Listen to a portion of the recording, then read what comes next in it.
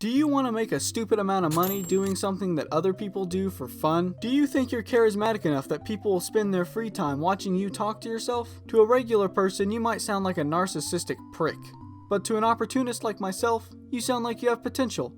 As a Let's Player. Hi everybody, I'm Digital Joe, and I'm here to show you 5 simple steps to becoming a successful Let's Player. Step 1. Be handsome. This is where most small Let's Players go wrong. If you aren't handsome, then you've already lost. Maybe you could start a podcast channel where you don't have to show your stupid fucking ugly face. A huge demographic for Let's Players are teenage girls, and we all know why. That ugly ass Nordic looking bitch from my third period, she didn't watch PewDiePie because she thought he was funny. No, she was imagining herself sitting on his face, because no guy she actually knew would touch her. Sorry, Sarah. Maybe you should have lost 60 pounds before asking me to prom. Step 2. Buy expensive equipment. YouTube has spoiled people beyond belief. If your video doesn't play at 1080p, it's physically hurting my eyes. Same with the audio. It better be crisp and clean. So go ahead and spend several hundreds of dollars on an HD capture card, microphone, and web camera. Some Let's Players might tell you a web camera is optional, but they probably don't even have 5 million subscribers. Fucking amateurs. You need a web camera, because your face is your merchandise.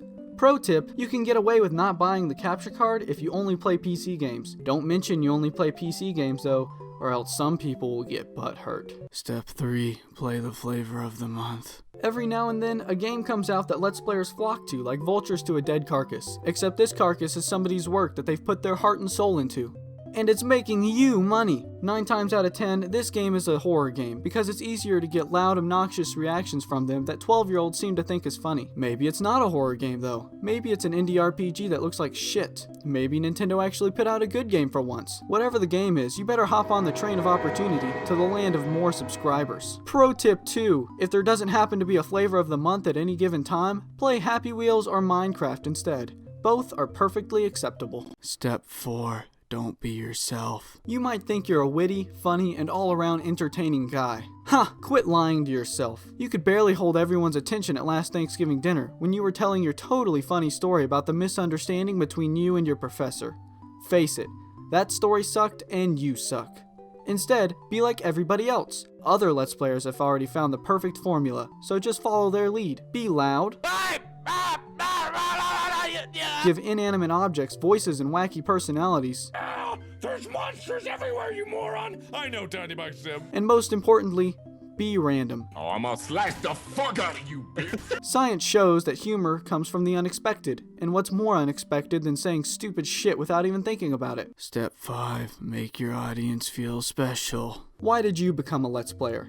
Was it the money? Was it because that little number next to your subscribe button makes you feel like people in the world actually care about you? Was it so that people that are less fortunate in life than you can experience video games vicariously through watching you play them? Nah, it was probably the money, but that doesn't even matter right now. What does matter is you realizing that Let's Playing is a fickle job that only exists because it's an internet trend. At any point, your subscribers could realize that you're an unfunny, untalented hack and could leave you. Then you would be stuck on the street with no job skills because for the past 4 years, you've been playing video games on the internet. To keep your subscribers around, you better make them feel like they fucking matter, even if you couldn't care less. Take the time to thank them every video, make some special videos directed towards them, and even call them cutesy names. We should call them, cum faggots. If you do all this correctly, you might even get some messages from suicidal people, letting you know that your videos help them get through their day. You better respond, otherwise their blood is on your hands. Now that we've gone over some of the do's of Let's Plays, let's go over some of the don'ts. Don't spend too much time editing your video. Slap an outro on the end that redirects your viewers to more of your videos. Put your web camera in the corner, and that's it. Remember, the more time you spend editing, the less time you spend churning out videos. Don't read the YouTube comments. They're a cesspool of stupidity that will remind you that your subscribers are actually 12 years old. And if you actually care about your content, the negativity will eat you from the inside. And lastly, don't let your girlfriend be on your channel. I guarantee you she's not funny at all, and people will hate her.